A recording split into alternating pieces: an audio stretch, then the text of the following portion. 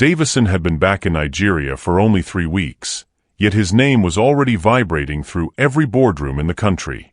From oil summits to fintech launches, the whisper was always the same: that is Chief Pedro's son, the one who just returned from a UK to claim the empire. He didn't need a formal introduction. The Pedro surname carried the weight of absolute power, wealth, and influence. His father, Chief Pedro, sat at the head of a massive conglomerate spanning aviation, crypto, and agriculture, and now Davison, armed with an elite MBA and a sharp strategic mind, was here to take the throne. If you're just tuning into this channel, please subscribe, give this video a thumbs up, and don't forget to share with your friends and family, and tell us where you're watching from in the comments section. The humidity of the Lagos morning pressed against the tinted windows of the black SUV, but inside, the air was a sterilized chill that cost more than most people earned in a year. Davison sat in the leather-bound silence of the back seat, his fingers dancing across the screen of his tablet as he reviewed the quarterly projections for the Pedro empire. Beside him, a stack of folders represented the weight of his father's legacy. Chief Pedro was a man of steel and oil, and Davison, freshly returned with an MBA from London, knew that every executive in the city was waiting for him to stumble. "Musa, how much longer?" Davison asked, his voice tight with the restless energy of a man who measured his life in billable seconds. "Traffic is heavy, Oga," Musa replied, glancing nervously at the rearview mirror. A tanker broke down near the bridge. "We are locked in." Davison let out a sharp exhale, looking at his gold wristwatch.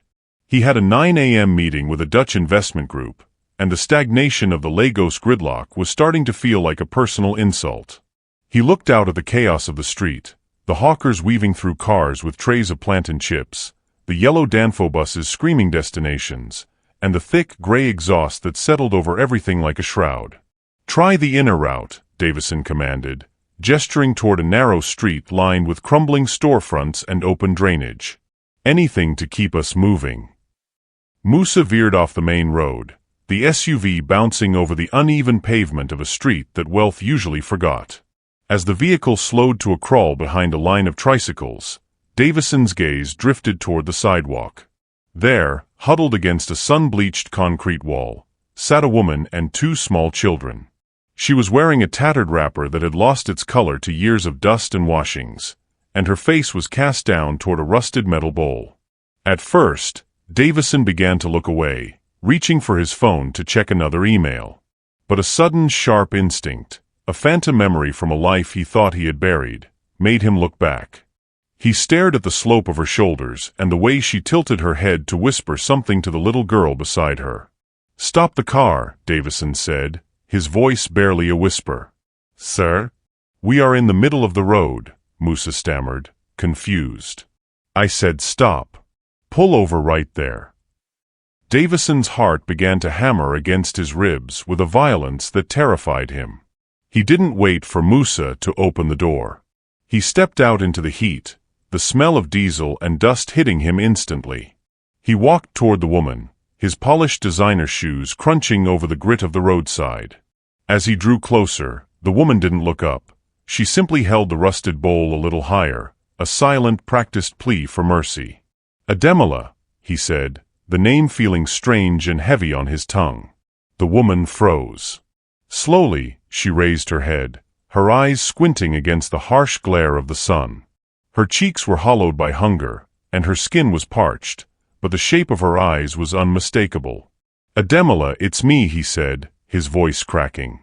"It's Davison. From Green Hill Orphanage." The woman's breath hitched. For a long, agonizing minute, the sounds of the street seemed to fade into a dull hum. She stared at the tall man in the expensive suit, her mind racing back 20 years to a drafty room filled with narrow cots. She remembered a small, frail boy who couldn't stop coughing, a boy she had smuggled extra bread for, a boy whose chest she had rubbed with menthol when the fever threatened to take him. "Davison," she whispered, her lips trembling. "The one who used to hide in the pantry because he was afraid of the dark?" A watery laugh escaped Davison's throat as he squatted down in the dirt, ignoring the stares of the passers-by who couldn't understand why a billionaire was kneeling before a beggar. "You saved me, Ademola," he said, reaching out to touch her calloused hand. "I spent years looking for you after they sent me away." Ademela looked at her daughter, Loveth, and then back at the man who had returned like a ghost from a kinder world. The debt of the orphanage, a debt of love and survival that had never been repaid, hung in the air between them. Davison looked at the poverty surrounding her and felt a fierce, protective fire ignite in his chest. The traffic was still locked, the city was still screaming, but for Davison, the path forward had never been clearer.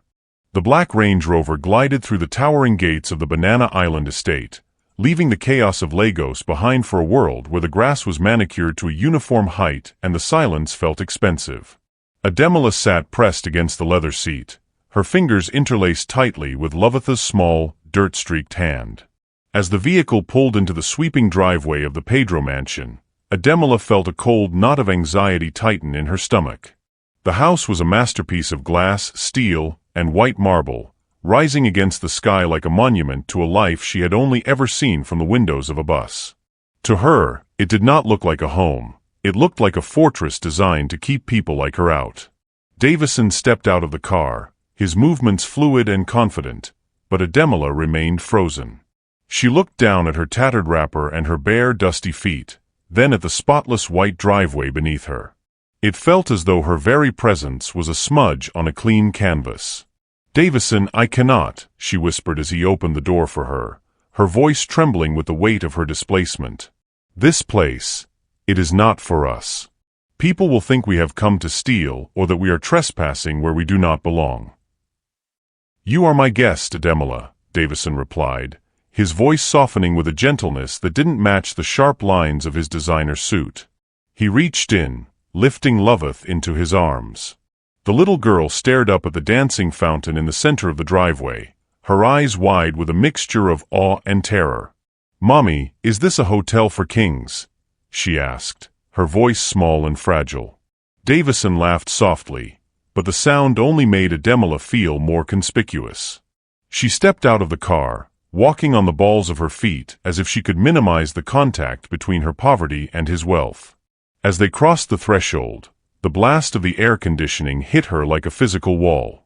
The foyer was dominated by a chandelier that sparkled like a cluster of fallen stars, reflecting off floors so polished they looked like liquid. Uniformed staff stood in a line, their faces carefully neutral, but Ademela could feel their eyes tracing the jagged hem of her blouse and the grime under her fingernails. She felt an overwhelming urge to apologize to the air, to the floor, and to the people watching her for daring to breathe the same filtered oxygen. Davison handed Loveth to a head housekeeper named Faith. "Take them to the guest wing," he commanded. "Ensure they have everything they need, warm baths, new clothes, and a meal that is fit for a queen." Faith nodded politely, but as she gestured for Ademela to follow, the gap between their worlds felt like a canyon. Ademela walked down the long, art-lined corridors, her reflection ghosting alongside her in the glass panels. Every step felt like a transgression. When they reached the guest suite, the sheer opulence of the room, the silk pajamas laid out on a bed larger than the room she had shared with 3 others, the scent of lavender and expensive soap, made her chest ache. That evening, after Loveth had finally fallen into a deep, exhausted sleep on the plush mattress, Ademela found she could not rest. The bed was too soft, the room too quiet. She felt as though she were in a cage, a golden, beautiful cage, but a cage nonetheless. She stood by the window, looking out at the dark expanse of the Atlantic Ocean, feeling the heavy burden of the green hill debt Davison spoke of. In the orphanage, they were equals in their misery. Here, the power dynamic was a vertical line she couldn't climb. She began to pace the room, and seeing a slight smudge on the glass of a side table, she instinctively reached for the hem of her new silk robe to wipe it away. She found herself rearranging the pillows, then tidying the bathroom that was already spotless. She needed her hands to be busy, to justify her presence in a house that felt like it was rejecting her skin. She wasn't a guest. She was a glitch in the system of the Pedro Empire. As she sat on the edge of the bed, staring at her clean, manicured toes, she realized that the street had been cruel, but it was familiar. This mansion, with all its beauty and kindness, was a world where she was a ghost haunting a billionaire's conscience, and the fear of the moment he would realize his mistake felt like a ticking clock in the silence.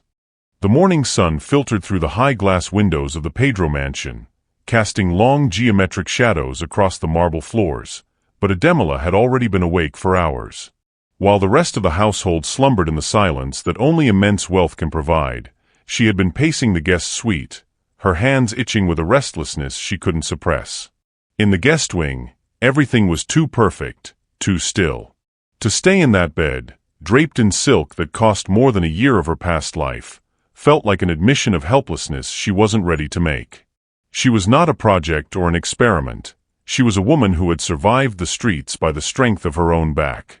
By 6 a.m., Ademela had slipped out of the room, leaving Loveth asleep under the princess-themed duvet. She moved through the corridors like a ghost, her footsteps silent on the polished stone. She found the cleaning closet by instinct, and before the specialized staff had even reported for duty, she was on her knees in the main hallway. She wasn't just cleaning.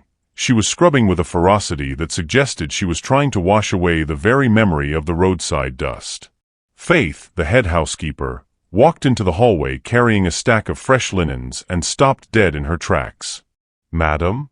What are you doing?" she asked, her voice a mixture of confusion and professional alarm. Ademela didn't look up from the marble. "The mirrors have spots, and the baseboards have collected dust," she replied, her voice firm. Faith stepped closer, trying to take the cloth. "Please, Olga Davison will have our heads if he sees you doing this. You are a guest." Ademela stood up then, her eyes flashing with a pride that the streets hadn't been able to break. "I am not a guest who sits and watches others work while I eat for free," she said, wiping a bead of sweat from her forehead. "I cannot stay in this house and just press my phone or watch TV while you serve me. Let me earn my stay. Let me work." The standoff lasted until Davison emerged from his morning workout, a towel draped around his neck. He paused at the top of the grand staircase, watching the scene below. He saw the smudge of gray on Ademela's borrowed shirt and the determined set of her jaw.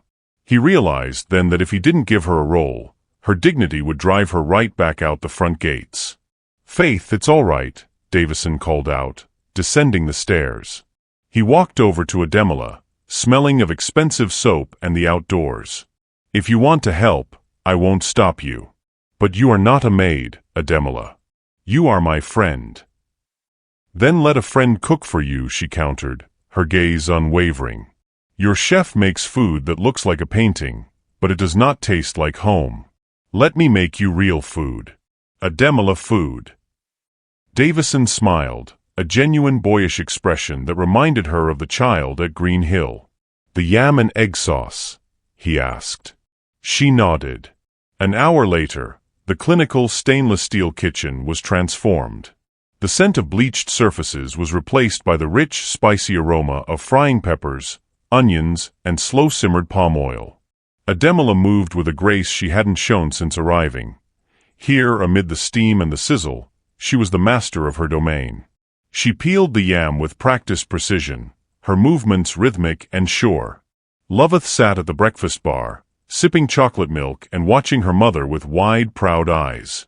When the meal was served, Davison sat at the massive mahogany dining table, ignoring the intricate appetizers the professional chef had prepared. He took a bite of the yam, the steam rising into his face. For a moment, he wasn't the billionaire heir or the MBA strategist. He was just a boy again, feeling the warmth of someone who cared enough to make sure he was fed. "It's perfect," he whispered. Ademela stood by the counter, her hands finally still, watching him eat. She still felt the vastness of the mansion pressing in on her, and she still knew that his mother, Mrs. Pedro, would likely look at her handmade meal with disdain. But for the first time since Musa had pulled the SUV to the side of the road, the golden cage felt a little less like a prison and a little more like a possibility. She had found a way to bridge the gap between her past and this glittering, uncertain future, one plate of food at a time. The morning sun glinted off the glass facade of the mansion, but for Ademela, the brightness felt like a spotlight on her insecurities. Davison had appeared in the kitchen while she was finishing the breakfast dishes, his joggers replaced by a tailored casual shirt that screamed effortless wealth. He didn't ask. He informed her that they were going out. Ademela had protested, gesturing to her borrowed clothes and the lack of anything fancy in her wardrobe, but Davison had already arranged for the housekeeper to provide options that made her feel like a different woman entirely. By 2 p.m., she found herself in the back of the SUV, wearing new jeans and an off-shoulder top that felt like a foreign skin.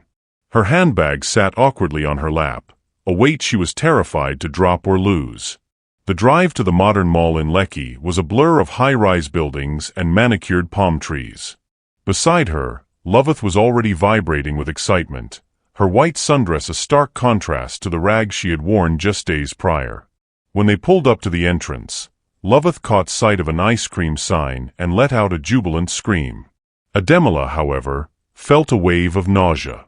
She looked at the polished glass doors and the elegant people flowing in and out, and for a moment, she felt the urge to duck her head, to hide behind the tinted windows of the car where she felt safe.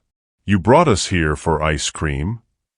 Ademela asked, her voice trembling with a mix of awe and anxiety. Davison grinned, a look of pure mischief in his eyes. "Not just ice cream," he replied.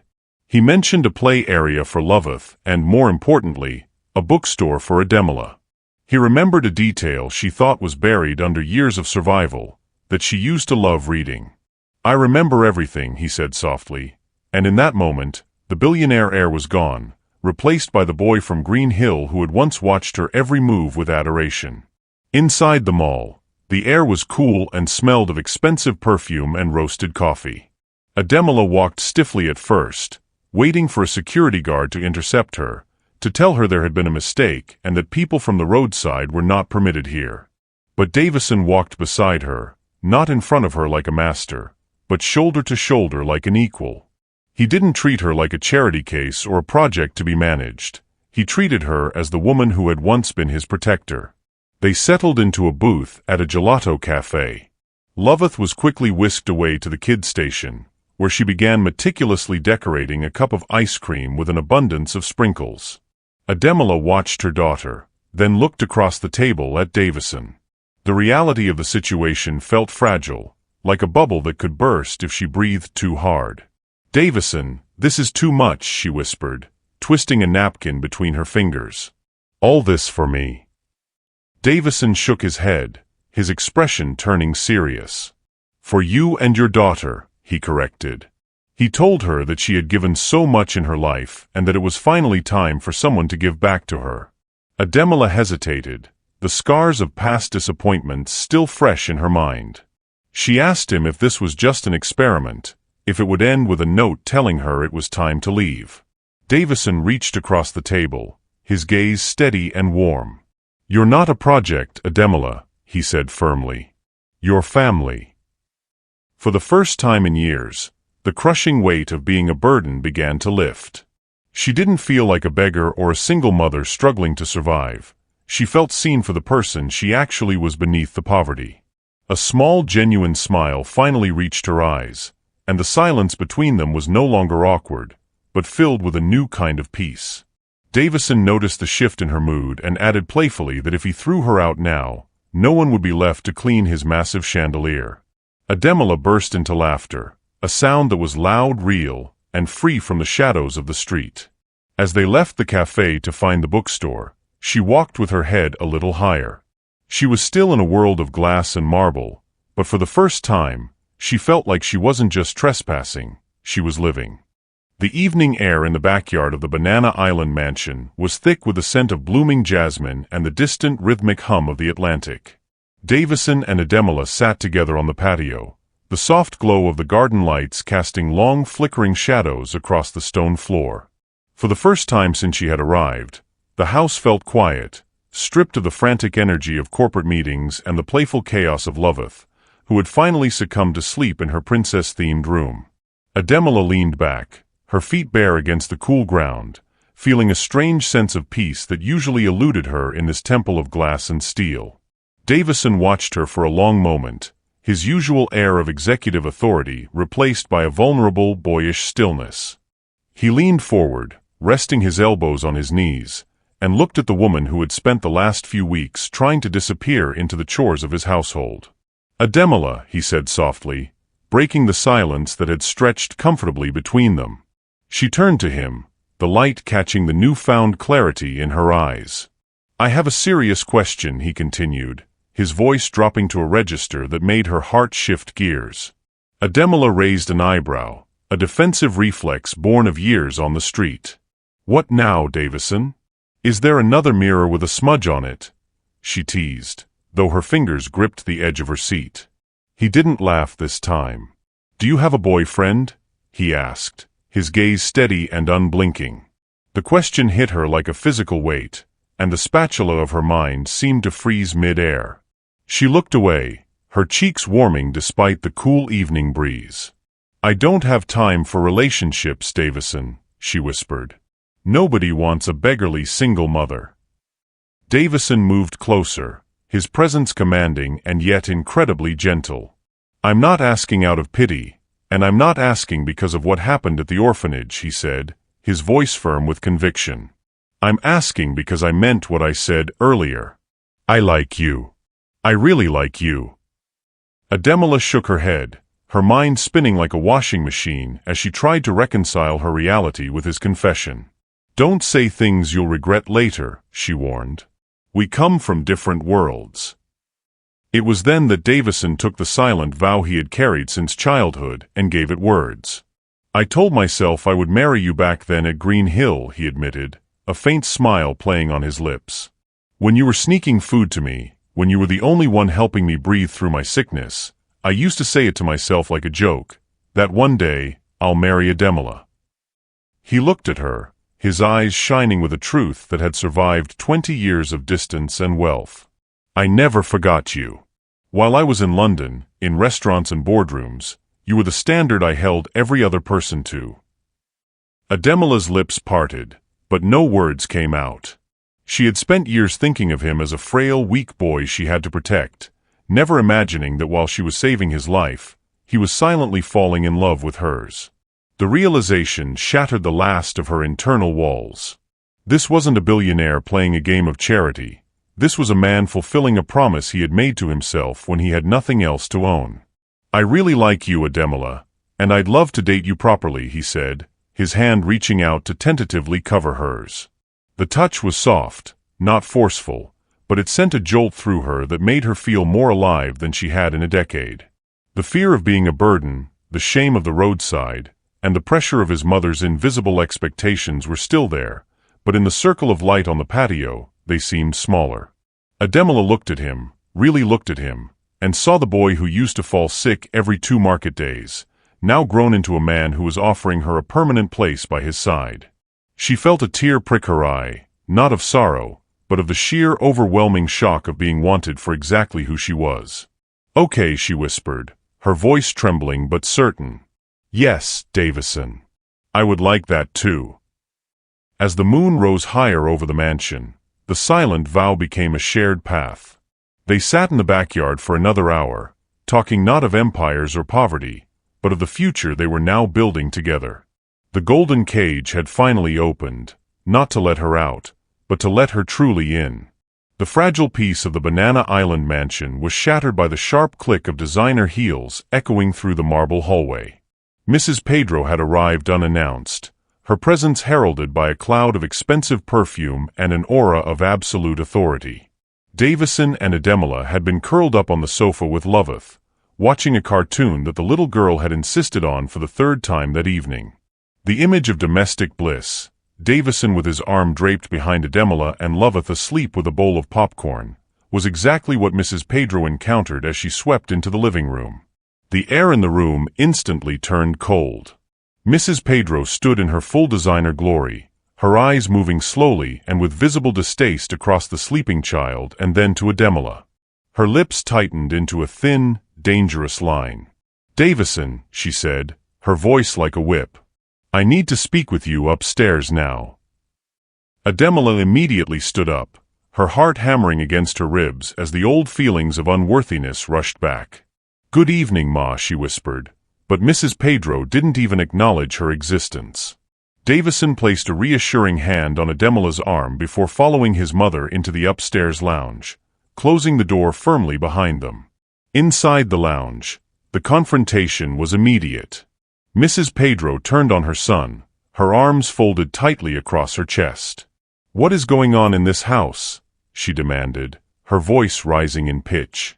Davison tried to remain calm, exhaling slowly to steady his nerves. "We were just watching a movie, Mother." "With who?" "That woman."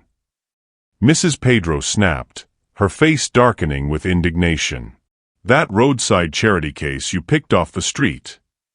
Davison froze, his eyes narrowing as he realized the depth of his mother's disdain. She continued her tirade, pacing the room in her agitation. "Davison, you were raised better than this. What are you doing entertaining a single mother in your father's house like she belongs here?" "She does belong here," Davison replied, his voice low and steady. "She is not from our class." Mrs. Pedro hissed, stepping closer to her son. "She doesn't fit, and you know it. Think of our name, Davison. Think of the empire your father built." Davison's voice rose to match hers, the pressure of years of expectations finally reaching a breaking point. "What class are you talking about, Mother? The one that would let a woman starve on the roadside while I was eating caviar in London?"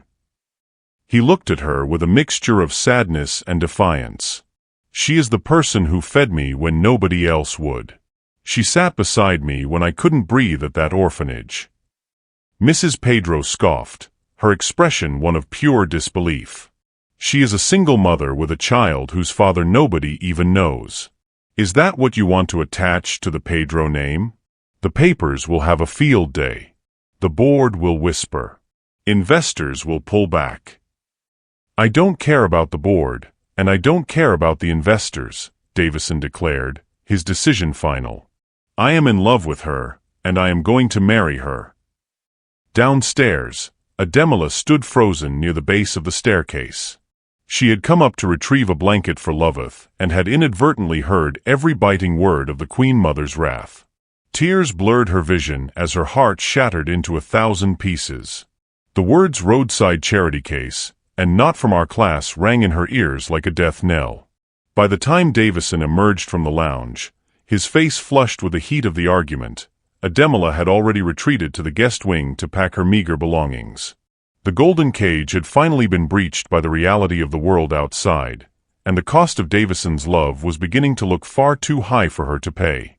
The bedroom door in the guest wing swung open, and Davison found Ademola standing over a half-packed bag, her movements frantic and blurred by the tears streaming down her face. Loveth sat on the edge of the bed, her small hands gripped together, watching the scene with the quiet, terrified confusion of a child who knew the piece was over. Every word of Mrs. Pedro's venomous assessment had settled into Ademola's soul like lead, and the weight of it was more than she could carry. She didn't look up as Davison approached, her fingers trembling as she tried to fold a dress that no longer felt like it belonged to her. "Ademola, please put the bag down," Davison said, his voice thick with a mixture of desperation and exhaustion. He reached for her hand, but she pulled away, finally facing him with eyes that were red and raw. "I told you, Davison," she whispered, her voice cracking under the strain. "I told you from the very first day that I wasn't good enough for you, that I didn't belong in this world of glass and marble. Your mother is right. I am a beggar, a single mother with nothing to my name but the dirt on my shoes. I cannot stay here and watch you lose everything because of me." Davison stepped closer, his shadow falling across the suitcase. "You are not a beggar to me," he said firmly, his gaze unwavering. "You are the woman who saved my life when the rest of the world looked away." But Ademola shook her head, picking up her bag with a finality that chilled him. "Your world has rules, Davison," she said softly. "I am not from your class, and I will not be the reason the papers mock your family or the reason your board whispers behind your back. Let me go back to the street where people know what to expect from me." "If you walk out that door, I am coming with you," Davison declared, his voice ringing through the room with a sudden, fierce clarity. Ademola froze, the bag slipping slightly from her grip. He didn't wait for her to respond. He turned and walked straight toward his father's study, where Chief Pedro and Mrs. Pedro were waiting in a heavy, expectant silence. He entered the room like a man on a mission, facing both parents with a fire in his eyes that made even his father look up from his newspaper with newfound respect. "I love Ademola," Davison said, the words echoing against the high ceilings. "And I have made my decision." Mrs. Pedro scoffed, standing to face him, her face a mask of social indignation. "You are going to marry a roadside beggar just like that?" she demanded. Davison didn't flinch. "Yes," he replied calmly. "Just like that. And if this board you are so worried about thinks her presence is an embarrassment, then I will step down." The room went deathly quiet as the weight of his words settled. Mrs. Pedro gasped, but Chief Pedro sat back, rubbing his chin as he studied his son, the man he had raised to be a leader, now showing the kind of stubborn courage that couldn't be taught in an MBA program. Davison continued, his voice softer but no less intense. "You want me to lead this empire, but I cannot lead a life that is a lie. I should care about the one person who kept me alive when I was nobody." "This is your life, Davison," Mrs. Pedro finally whispered, her voice losing its edge as she saw the immovable resolve in his posture. "If she breaks your heart, do not say I didn't warn you." Davison smiled, a genuine relieved expression that transformed his face. "She's the only one who's ever saved it," he replied. He walked back to the guest wing, where Ademola was still standing by the bed, her bag forgotten on the floor. He didn't say a word. He simply took her hand and pulled her toward him, promising her with his eyes that the choice had been made, and they were never going back to the roadside again. The sun hung low over the private garden in Lekki, casting a honey-colored glow across the white drapes that billowed in the afternoon breeze. The clouds had spent the morning threatening rain, but by the time the guests arrived, the sky was a clear, stubborn blue that refused to cry. It was an intimate gathering, a far cry from the corporate spectacle Mrs. Pedro had once envisioned, filled with the scent of trimmed flowers and the rich, inviting aroma of jollof rice. Davison stood at the altar in a white tuxedo, his posture relaxed for the first time since his return to Nigeria, his eyes fixed on the garden path. Before the bride could appear, the music shifted, and the little bride claimed the aisle as her own personal stage. Loveth was a vision in a white tutu dress, complete with matching gloves and shiny flat shoes that clicked rhythmically against the stone walkway.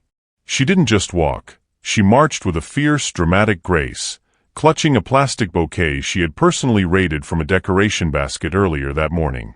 When the wedding coordinator whispered for her to slow down, Loveth simply tossed her curls and rolled her eyes. "They can't start without me anyway," she whispered back, loud enough for the front row to hear, before striking a pose that would have made a professional model envious. Ademola followed, her simple fitted dress and soft curls a testament to a woman who had finally found her peace. She kept her eyes on Loveth, watching her daughter twirl halfway down the aisle with a joy that had been absent during their years on the street. In the second row, Mrs. Pedro sat in her designer glory, her lips barely twitching as she answered greetings. She didn't hiss or walk out, which in the world of the Pedros was a monumental sign of progress. Chief Pedro, however, was all smiles, leaning over to tell anyone within earshot that his new daughter-in-law was a rare breed, who made the best okra soup he had ever tasted. During the exchange of vows, Loveth decided the ceremony needed one more contribution. She coughed loudly 3 times until the garden went silent and every head turned toward her. Raising her hand like a teacher's pet, she ignored her mother's wide-eyed look of warning.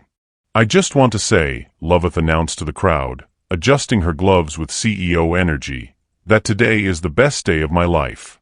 My mommy is happy, and my brand new daddy is the richest and most handsome daddy in the world. Thank you." She curtsied like a princess in a royal castle, prompting a wave of laughter and thunderous applause that echoed toward the Atlantic. As the months rolled by, life in the mansion settled into a rhythm that felt like soft jazz. Ademola no longer walked the halls like a trespasser. She moved with the quiet confidence of a woman who knew she was the heart of the home. Loveth's room became a kingdom of pink curtains and cartoon wall stickers, though she spent most of her time following Davison around, demanding small flexes for her classmates or asking if he was her permanent person yet. Davison always whispered the same promise back, "I am your permanent person." The final transformation of the Pedro household came on a quiet morning when Ademela descended the grand staircase holding a small white test strip. She didn't need to say a word. The look of radiant, terrified joy on her face told the whole story. As she handed it to Davison, Loveth, who was busy sipping juice on the sofa, gasped so loudly she nearly spilled her drink. "Oh my God!" the little girl screamed, jumping up with her usual flair for the dramatic. "I'm finally getting a junior sibling. Wait, can I name the baby?" Davison and Ademela laughed, pulling each other into a tight embrace as the morning sun filled the room. They had traveled from the dust of a roadside corner to the heights of an empire, but as they stood together, they realized they had finally found the only thing that truly mattered, a family that was permanent.